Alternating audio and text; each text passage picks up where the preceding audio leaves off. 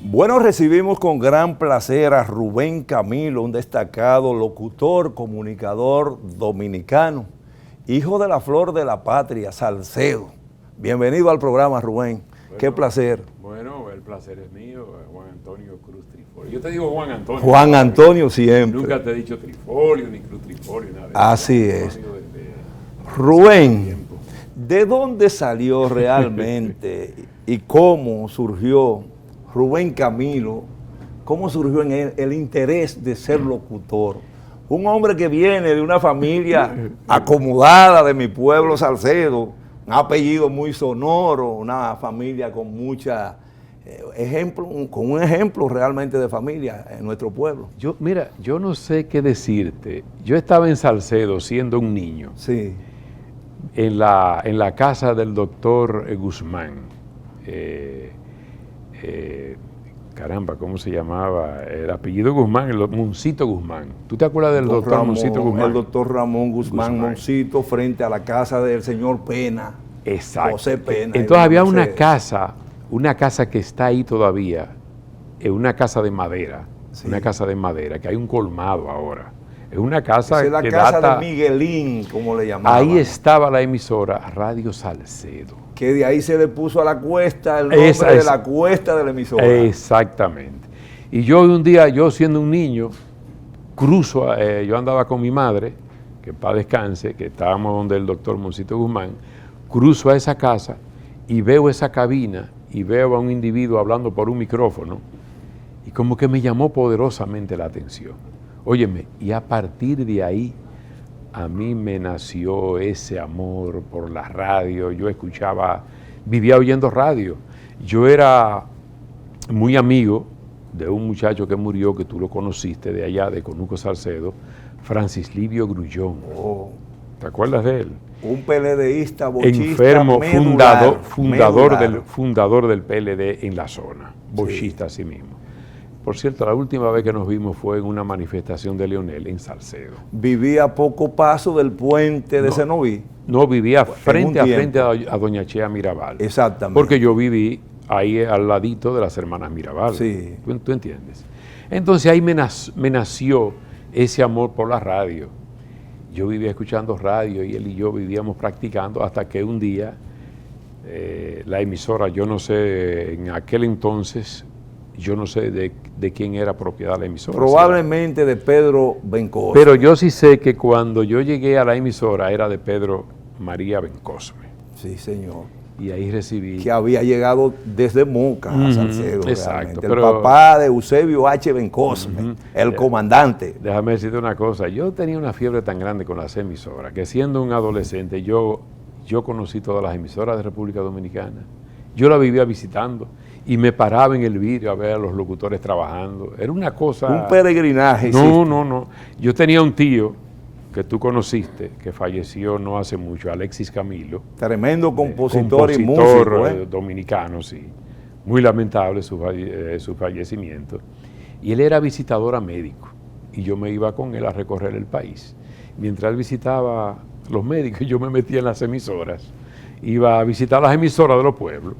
Y en ese momento, ¿quiénes eran los paradigmas a seguir en la radio dominicana? Bueno, sobre todo del Cibao, ¿no? Sí, del Cibao yo fui un seguidor de Ricardo Luna, Luis Olivo, Jaime Nelson Rodríguez, Dios mío. Elido Arturo Núñez en Santiago, en Ondas del Yaque. Ondas del Yaque y Radio Santiago eran las emisoras de mayor principalía en ese momento, ¿tú ves? Y entonces estaba Ibis Radio, que nacía en aquel momento, y eso fue un escándalo. En San Francisco de Macorís. En San Francisco de Macorís. ¿Tú te acuerdas de Rolando Salazar? Claro que sí. Que hacía el paralelo 1070 Go Go. Y después vino un tal Microbio, excelente locutor en materia de promover la bachata, cuando la bachata prácticamente no tenía la connotación. Sí, no tenía la connotación que hoy exhibe, ¿no? Sí. En fin, esos eran los... Entonces ya uno tenía el referente de la radio de la capital, el espectro radioeléctrico no estaba tan congestionado y entonces las emisoras de la capital se escuchaban local en el Cibao. Así es. Radio ABC, eso fue una cosa tremenda en aquel entonces, en esa frecuencia baja, 540. Esa emisora siempre nació bajo la protección de la Iglesia Sí, toda católica. la vida, toda la vida. ABC. Nunca entendí cómo, siendo de la Iglesia Católica, tenía una programación que competía, en ese momento llegó a ser número 1. A finales de los 60, ABC fue número 1. Cuando cambió su programación y vino Jaime Nelson de Santiago a dirigirla en la capital. Y déjame decirte, precisamente, mi primera experiencia no solo fue en Salcedo, ahí hay otras anécdotas, tú sabes, pero mi primera experiencia delante de un micrófono ya de manera formal fue en IBI Radio los domingos. Y de ahí yo vine a la capital. De Machacho González. De Machacho González. ¿Verdad que sí? Entonces yo vine a la capital a trabajar en Radio ABC los domingos, porque yo estudiaba en el Colegio Universitario de la UAS y trabajaba los domingos en ABC. Y Santa María, Radio Santa María, la emisora de la gran familia. Bueno, ¿Nunca se te ocurrió ir y trabajar allí?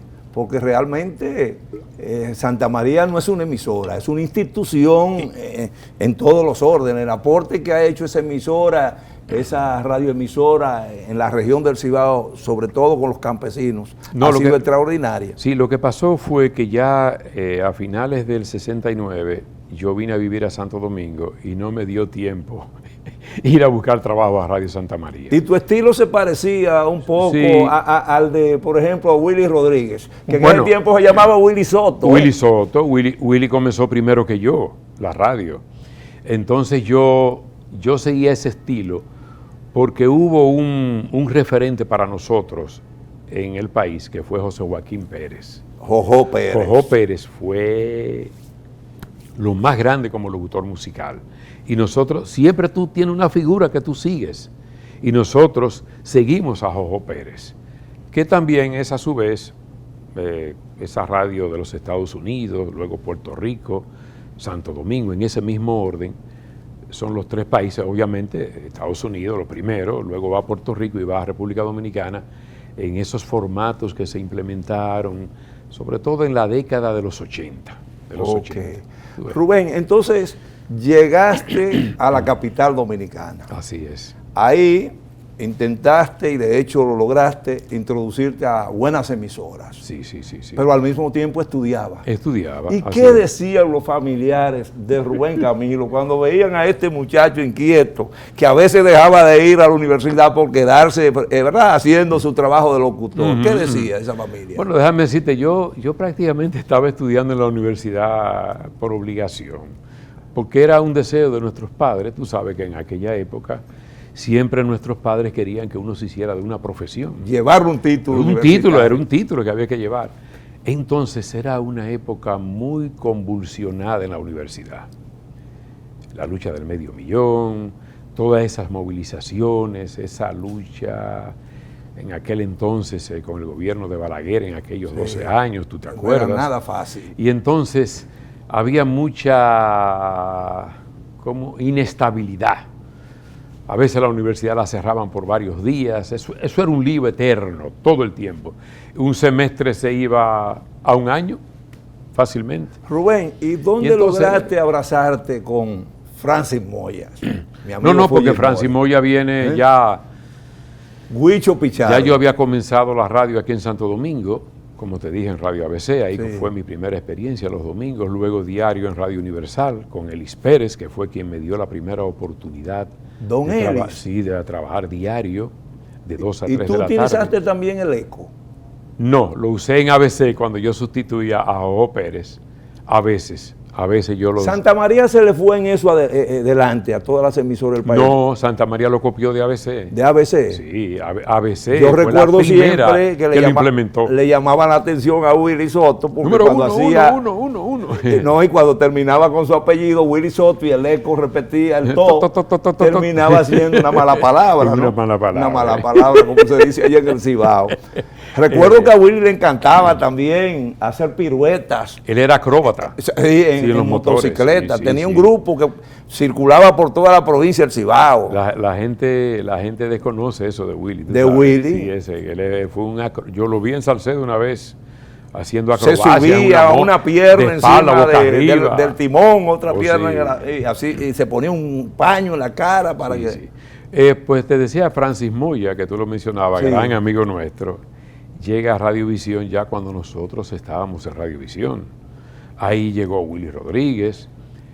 Francia anteriormente a esa llegada era músico en La Vega, trompetista. Eso supe, sí. Sí, eso supe. sí. Él aquí nunca lo ejerció. Claro que sí. Nunca lo ejerció.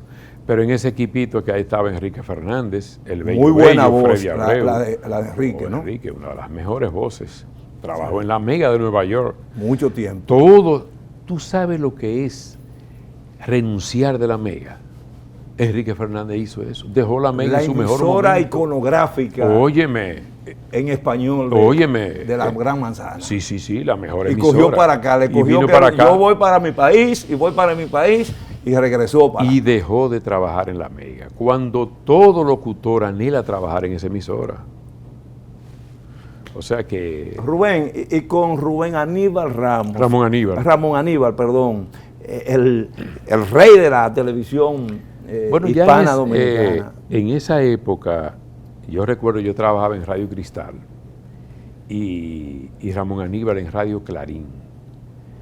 Él comenzó en HIJB y luego pasó a Radio Clarín cuando Neyni Bar la tenía, que arrancó aquella emisora con todos los poderes. Y nosotros estábamos en Radio Cristal y tuvimos fue parte de esa cama de locutores. Sí. Huicho Pichardo, que en paz descanse, nuestro querido amigo. Un gran amigo, ser humano Willy Rodríguez, Miguel Ángel Herrera, Nelson Brudis. Miguel Ángel Herrera, ¿qué era lo que hacía en ese tiempo? Explícame. No, a Miguel Ángel me tocó a mí recomendarlo en Radio Continental. Muy nervioso siempre. Sí. Ajá, Miguel Ángel. Sí, yo trabajé con él en televisión en Domingo en Grande. ¿Tú recuerdas cuando vinieron los famosos venezolanos? Es que estos artefactos ponen mucho nervioso. Y él se volvió muy nervioso a uno. Había que escribirle todo a mi amigo, al tío, ¿verdad? Mira, Miguel. Juan Antonio, es que no hay una cosa que ponga más nervioso a uno que un micrófono. Y ponerse nervioso, decía Jackie Núñez, siempre es un deber del buen comunicador, porque es una responsabilidad muy grande. Bueno, dijo una vez Frank Sinatra, esa gran figura del arte, de la canción popular de Estados Unidos, que cuando él siempre salía al escenario, él se ponía nervioso. Así es. Y que el día que él dejara de ponerse nervioso, ese día dejaba de ser artista. Yo noto, Rubén, Camilo, que esa camada, ¿verdad? Sí.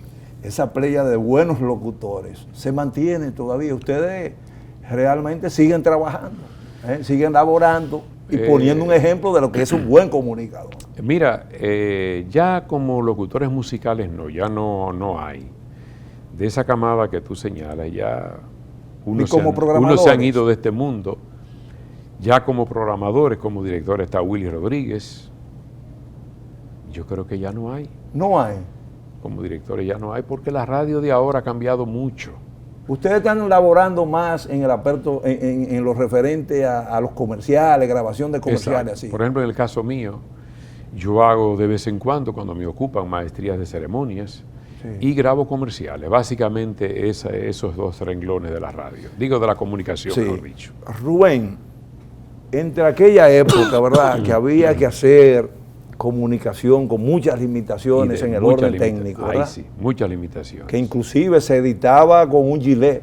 Yo llegué a grabar promociones, montándola por pedacito y marcando en una grabadora de reel, ¿no? Sí. Marcándola con un marcador y con una gilet, cortando y empatándola así. Que ya hoy eso se hace muy fácil en el orden digital. No, ya eso no. Ya eso no existe ya. Y va y pegar, eso es muy fácil. Así Pero es. entre esas radios de aquella época, muy romántica, y la de hoy, diferencias abismales. Abismales, una diferencia abismal.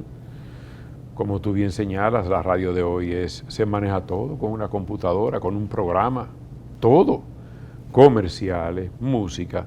Lo único que aparece en vivo ahora es el locutor. Y hay emisoras que ni siquiera lo tienen. Y entonces eso no quita el sentimiento, Sí, eso claro, no quita claro. Le quita el calor humano. Le quita el calor humano, claro. No hay esa comunicación. Aquí hay emisoras que son belloneras. el día entero tocando música y no hay nadie, una computadora sola ahí, tocando música. Terrible, ¿no? Sí, sí, ya eso... Ahora, hemos avanzado tecnológicamente, Sí, sí, es sí, innegable, sí, ¿verdad? innegablemente. Eso ha pasado con la televisión. Pero ¿qué ha ocurrido con la capacitación del profesional de la comunicación, con la madurez del locutor dominicano? ¿Qué ha ocurrido? ¿Ha ido a la par necesariamente? No. Como tú, ya mira, la radio en los últimos 20 años ha dado un giro ya de, yo diría casi de los últimos 25 años. De hecho, yo que he sido programador por muchísimos años, que fui programador durante muchos años, ya hoy día se traza una política desde la dirección de la emisora. Y tú coordinas con los locutores una política a seguir de programación. Todo el mundo se parece. ¿Por qué? Porque tú orientas... Es el famoso concepto. Tú orientas a los locutores a trabajar en una misma línea. Y todo el mundo se va por ahí. Entonces, muchas veces tú no distingues quién es quién en una emisora. Por ejemplo, tú tienes una estación... Además de que eso debe esclavizar, porque cada quien tiene su sello. No, es que ya la radio de hoy día no es la radio de los 50 y los 60, Juan Antonio. La radio de hoy día, ¿cómo te digo? El locutor no tiene un estilo propio, eso no existe. Porque, por ejemplo, yo que te grabo un comercial, si tú eres el productor de ese comercial, tú me dices, mira Rubén, yo lo quiero así. Incluso tú me das el tono de lo que tú quieres que yo haga. No, mira, tú me lo pones así, esta palabrita, dale más énfasis aquí, allá. O sea, tú me trazas lo que tú quieres, yo lo interpreto como locutor. Y eso pasa con los animadores musicales hoy día. Muy bien, Rubén. Eso es la parte referente al formato de la radio de hoy. Yo quiero, con tu anuencia, por favor, pasar a una pausa comercial, ¿verdad?, en este programa. Y luego quiero que hagamos un poco de referencia al contenido de la radio. Okay. Al contenido. ¿Qué se está proyectando real y efectivamente a través de la radio dominicana? Regresamos en breve. No se muevan de ahí, por favor.